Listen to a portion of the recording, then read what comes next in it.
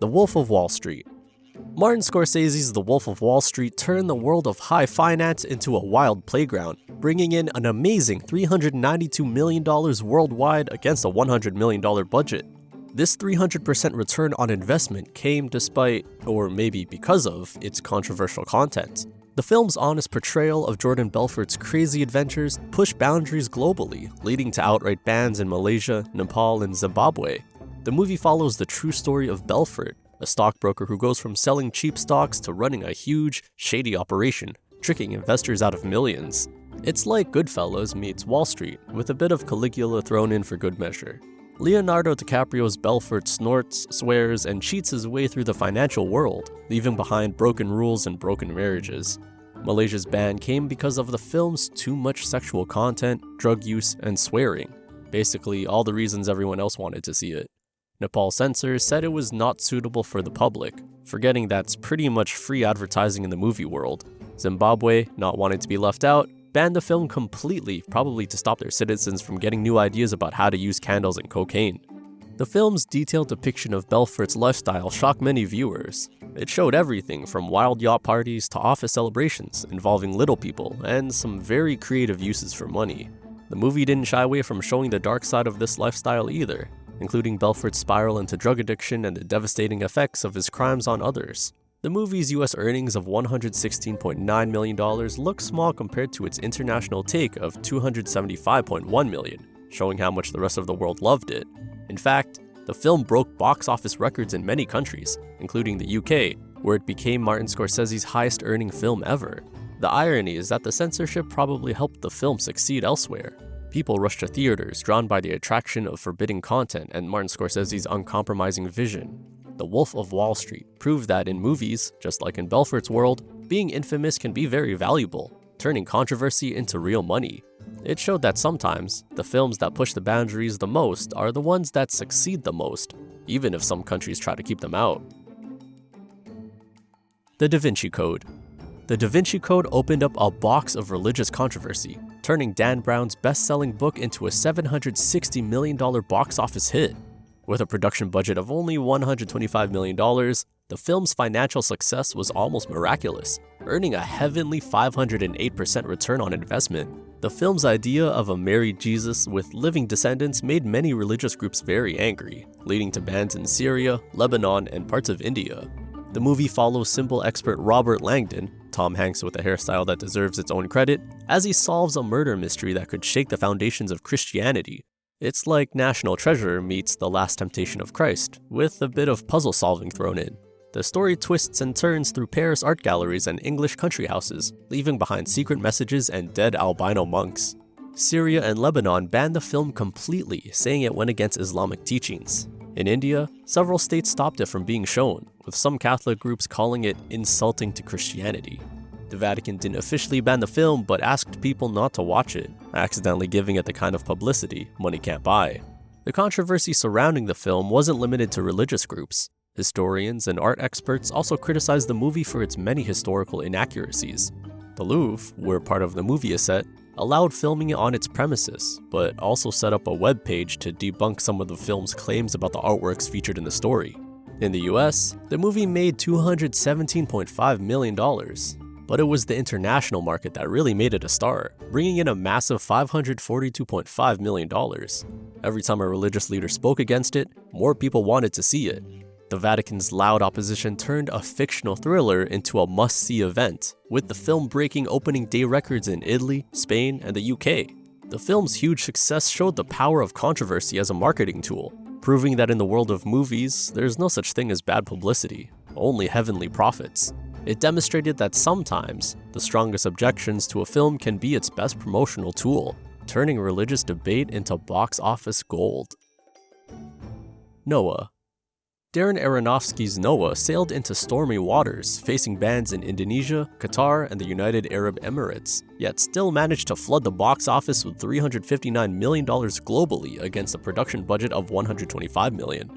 This 187 return on investment showed that even in rough seas, a controversial biblical epic could stay afloat. The film offers a gritty, environmentally conscious retelling of a biblical flood story. Russell Crowe's Noah is less a calm prophet and more a troubled action hero, dealing with visions of a world-ending flood and the moral weight of possibly wiping out humanity. Think Waterworld meets Apocalypse Now, with a bit of Evan Almighty mixed in for good measure. Indonesia, Qatar, and the United Arab Emirates banned the film because it showed a prophet, which is not allowed in Islam. Egypt's top Islamic authority, Al-Azhar, said the film went against Islamic law. Bahrain, Kuwait, and Malaysia also joined in disapproving of the film, effectively turning much of the Middle East into a no-go zone for Aronofsky's Ark. The controversy wasn't limited to Islamic countries. Some Christian groups also criticized the film for straying too far from the biblical account. They took issues with the film's portrayal of Noah as a conflicted, sometimes violent character, and the inclusion of fantasy elements like giant rock creatures helping to build the Ark. In the US, Noah brought in $101.2 million, but it was the international market that really kept the Ark afloat with $258.6 million.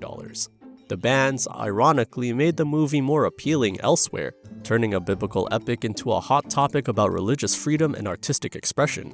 Countries like Russia and Brazil saw especially strong performances, with the film topping box office charts when it was released.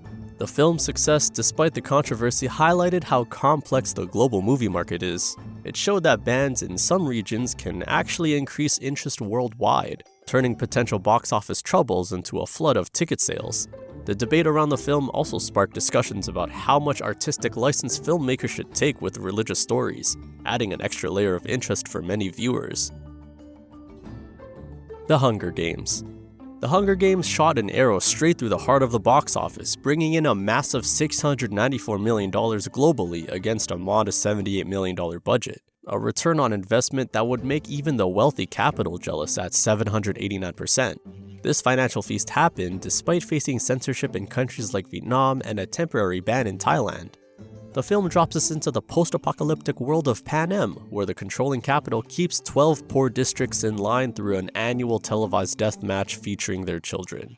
It's Battle Royale meets The Running Man, with a dash of Project Runway thrown in for those over-the-top capital fashions.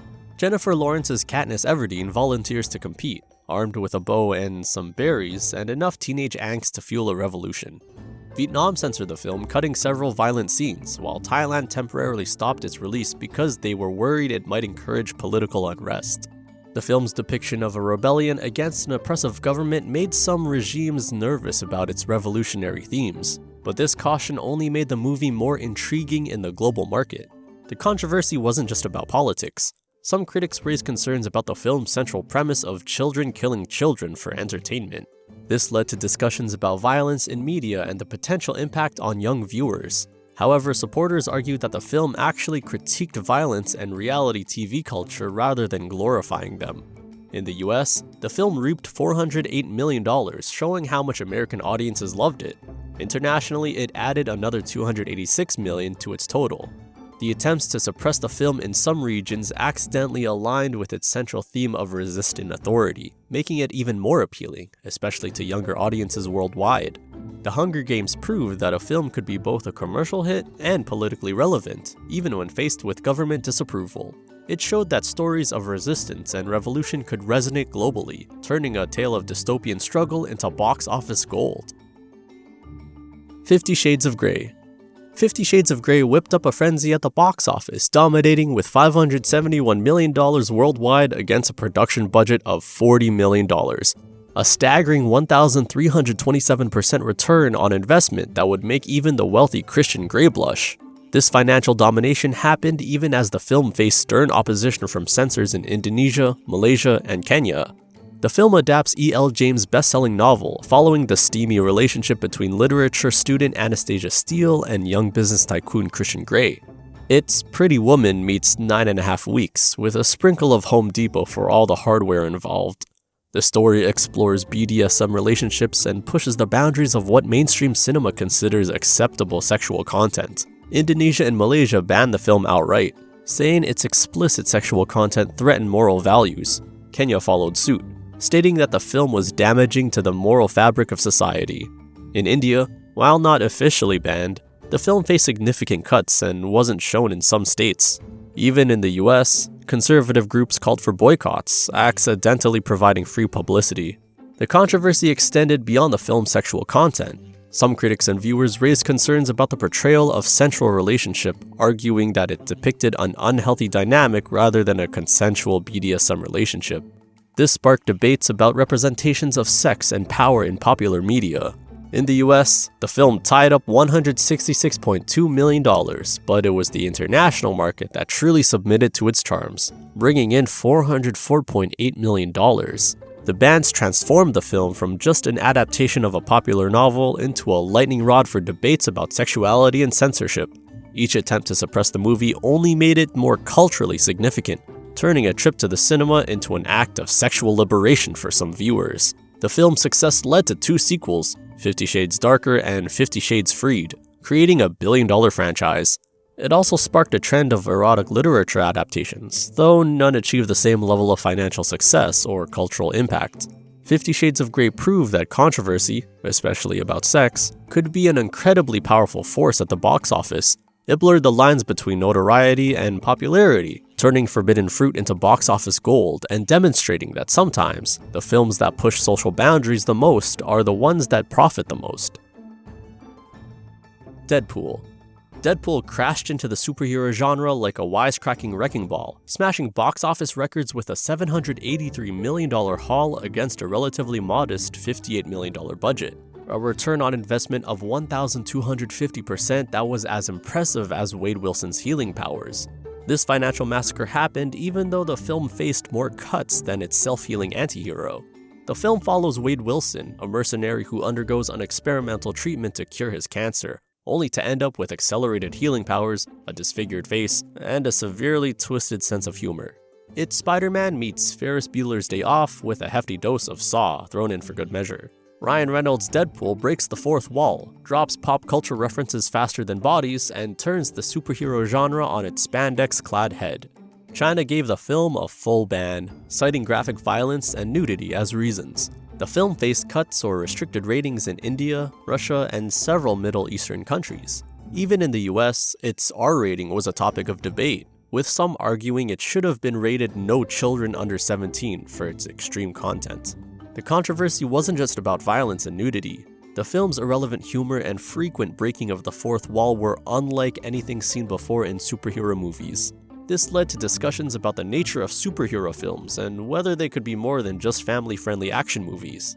In the US, Deadpool sliced up $363.1 million, but it was the international market that really felt the sting of its success, contributing $420 million. The movie's financial success, despite censorship, showed a growing global appetite for more adult superhero fare. Each ban or cut became a badge of honor, a testament to the film's uncompromising vision. The film's success led to a sequel and paved the way for more R-rated superhero movies like Logan and Joker. It proved that superhero films could be commercially successful without adhering to the family-friendly formula that had dominated the genre. Deadpool didn't just break the fourth wall, it broke box office expectations, proving that sometimes the most profitable path is the one that breaks all the rules. In pushing the boundaries of what a superhero movie could be, Deadpool changed the game. It showed that with great audacity comes great profitability, and that even in the face of censorship, a good anti-hero can still come out on top, both creatively and financially.